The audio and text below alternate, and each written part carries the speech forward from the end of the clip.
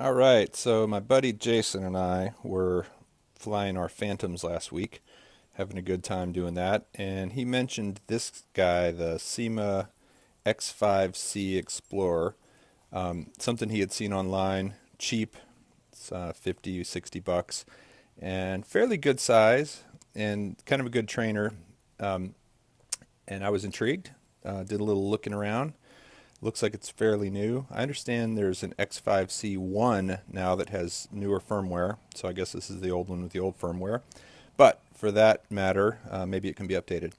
Anyway, it's here. It arrived. It looks like a lot of fun. I'm going to open it up, give it a flight, check out everything I can do on it. I'm not interested in it from a camera platform point of view. I've got a Phantom with a gimbal for that. But as a something I can fly outside in a little bit of wind and have some fun with and let my friends fly because I can't fly my Phantom. It looks like a cool one. So let's check it out. Okay, it's out of the box, sitting here on this table.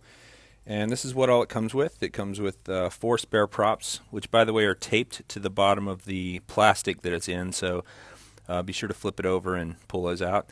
There's your prop guards. There's the quad, which is pretty cool looking. There's the remote, which is quite cheap looking. There's the instructions, and there is a screwdriver, charger, and a USB cable and a charger. Now, for comparison's sake, I brought out my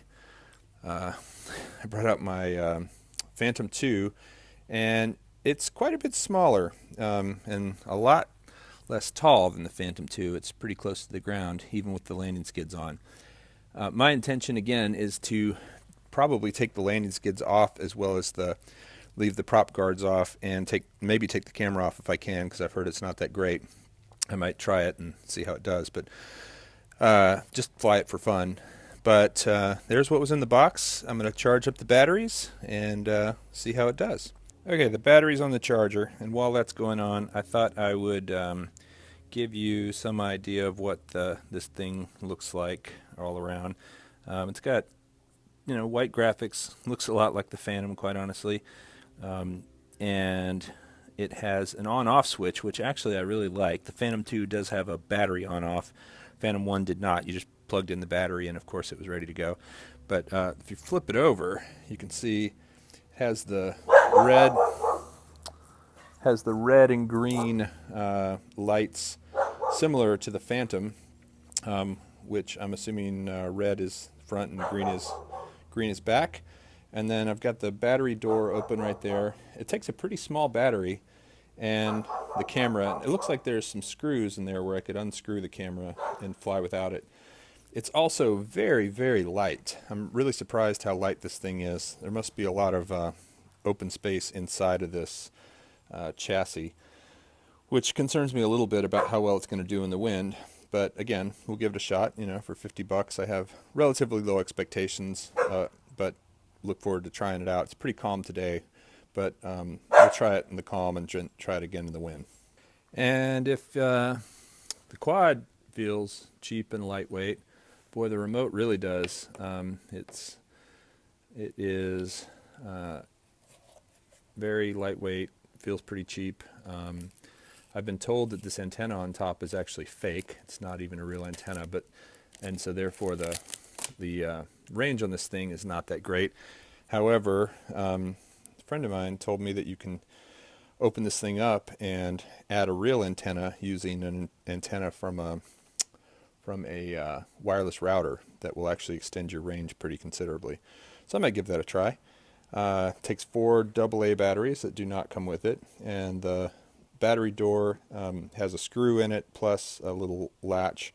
It does include a screwdriver, which is nice. So I'm going to go and put the batteries in this, wait for the batteries to charge for the copter, and then get it in the air. I also wanted to mention real quick that the camera is super easy to take off. I just removed these 2 screws from these 2 spots right there. Actually remove them from the inside, but the included screwdriver works great for that. And then it is plugged in, the camera plugs into that little slot you can see right there, and it's just a matter of pulling it out. So I might try the camera in a moment, but kind of want to see how it flies without it first. Okay, got the battery charged. Wasn't fully charged, but let it run for about half an hour. So I'm hoping that's enough to do a little test flight right now. I read the directions on how to fire it up. It's never as easy as it seems like it should be. Battery slips right in there nicely, and then you power this guy on right here by putting that in, and then of course you close that up. Actually, I'm going to turn it back off, and you can see I didn't quite get this in all the way here in the back. The battery door is not that great. I might think about replacing it with Velcro or something, just especially if I'm not going to use the camera. But we'll turn the radio on, we'll turn the quad on. Actually, then we push this up and down, and that should lock it. And then the way you're supposed to engage it is to push both sticks down and to the right. Yeah, so there it goes. So let me take it out here. We've got a little more room.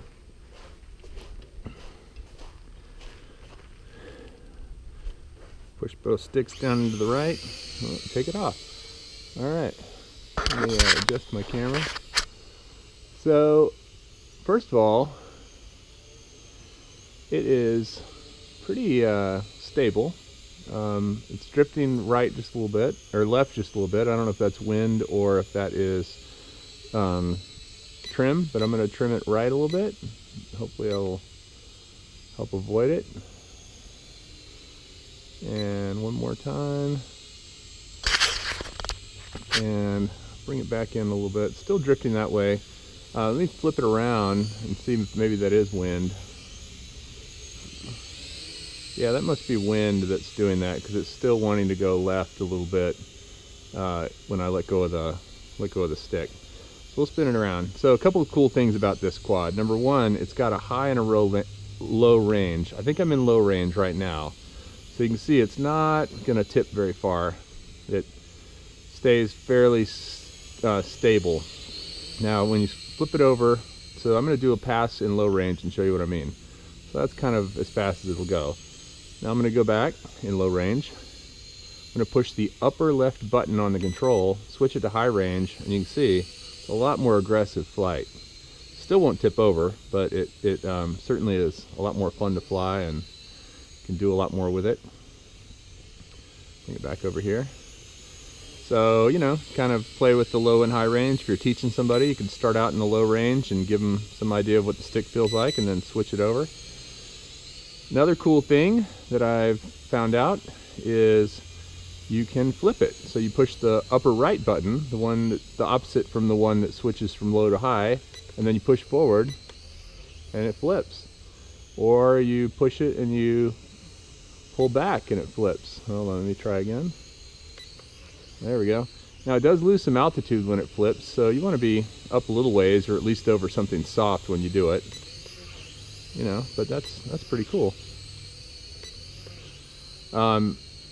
And let's bring it over here a little bit. It looks like a little mini Phantom in the sky. I mean, with those LEDs the way they are, it really does look like a Phantom. It's pretty, you know, it kind of hangs in one place. Let me try a little more trimming here and see if I can get it to stay right there. Like I said, it might just be the wind that's affecting it, but it does lose a little bit of altitude when you do the yaw, so you just have to kind of compensate. I'm in high range right now, as you can see by how much it's turning. And another thing I noticed is that you can actually kill the motor in the air. So if you take the stick all the way down, it doesn't keep the motors turning. So if you're up high or whatever and kill the stick, be sure to give yourself plenty of room to recover, like that, as you do.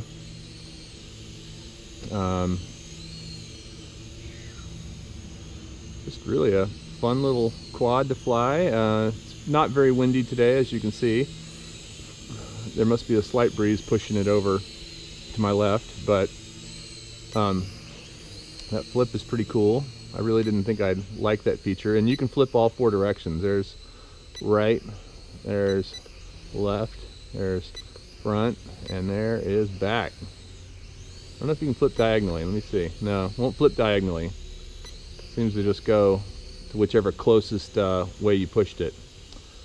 The lights seem to be pretty bright. I look forward to trying it out at night and seeing how that goes. Now, of course, right now, I do not have the prop guards on, and I do not have the camera on. So I would assume that the performance is quite a bit better without the prop guards in the camera, just because of the weight, particularly the camera. The prop guards are pretty light and thin, so they might not make much difference. But I also know that aerodynamically, it's going to fly better without the prop guards, I believe. I'm not an astrophysicist or a jet propulsion engineer, but it's kind of a good assumption, I think. And yeah, I mean, it's pretty stable. I can just kind of hang out right here with it and spin around with it a little bit. Whoa! Don't hit myself. Guess if I'm going to hang out here, maybe I'll switch it into low mode so I'm a little more controlled with it. That's the wind pulling it left, especially when I yaw. Seems to be, when I yaw, it seems to be more susceptible to wind. You can compensate just by kind of figuring out which way you're going. The control is kind of interesting because it has I'll show you, it has a little readout that shows you which way your stick is pointing and how much throttle you're giving. It's kind of useless, really, unless you're looking down at your control, but it's I guess just a little gimmick. And my neighbor started a chainsaw, so we got that going for us. Let's go over there and buzz the dog. See what she does. She is actually very ambivalent about these things, which is great. She doesn't really pay much attention to them usually. Oh, well, that got her going. So I'm in low range still, just kind of hanging out in that. I'm going to flip it over to high range so I can do a little more aggressive flight. I was going to say one other thing. This is actually my second flight with it. I ran through one battery already. I did buy some spare batteries on Amazon. When I ordered it, I ordered spare batteries and 2 sets of spare props. It comes with a set of spare props, and I have 3 sets of spares, plus the 4 that are on it. Hopefully I won't need them anytime soon, but I will tell you that a dinged up prop will really change your flight characteristics.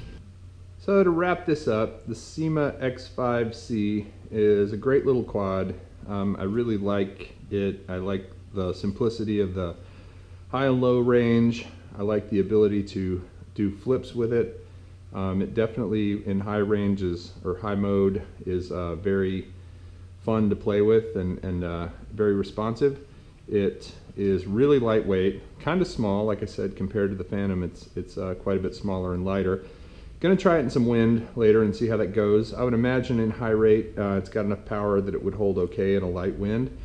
And a couple of things to remember when you start it up, to make sure that you push the sticks down and to the right in order to engage the props. Also, to let you know, I don't know if you saw this in the video, but when the battery goes, it goes quickly and the thing comes down out of the sky. So after you've been flying for a while, make sure you're over a soft area and or bring it down low so that you don't end up just having it drop out of the sky like a rock. Hope you enjoy it. Hope you get to try it out.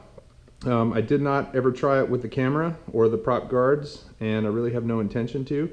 I'm sure the prop guards are great if you're beginning and learning, and I just, as far as the camera goes, I don't think it's going to be worthwhile to put it on there. I think it's just going to add weight, and honestly, I don't know that the footage would be very useful. So that's my review of the Syma X5C. Hope you enjoy it, and happy flying.